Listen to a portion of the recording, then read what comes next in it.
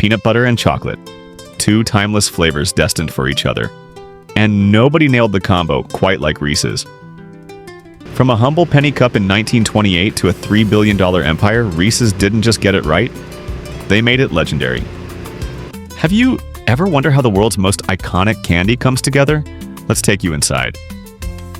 It all started in a basement, where H.B. Reese crafted the first peanut butter cups using Hershey's chocolate. Fast forward nearly a century, and those little cups fly off the line by the millions every day in Hershey, Pennsylvania. It starts with peanuts, millions of them delivered in giant 2,500-pound sacks from the southeastern U.S. They're cleaned, then over-roasted on purpose for that bold, nutty kick. A mistake turned signature flavor. After blanching off their skins, the nuts are ground into warm, rich butter, mixed with sugar, salt, and oil, until it's smooth, thick, and ready to steal the show. Meanwhile, the chocolate gets a twist of its own.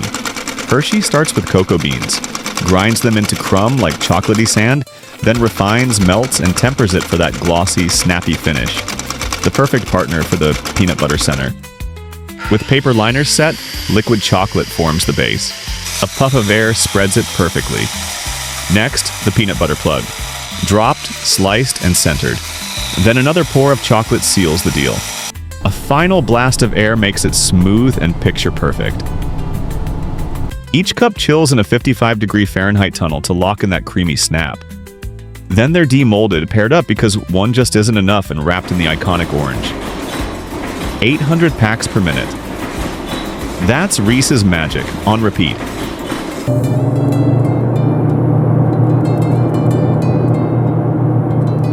From lunchboxes to movie nights, the Reese's empire keeps growing. What's your favorite Reese's treat? Drop it in the comments, and don't forget to hit like and subscribe for more sweet stories.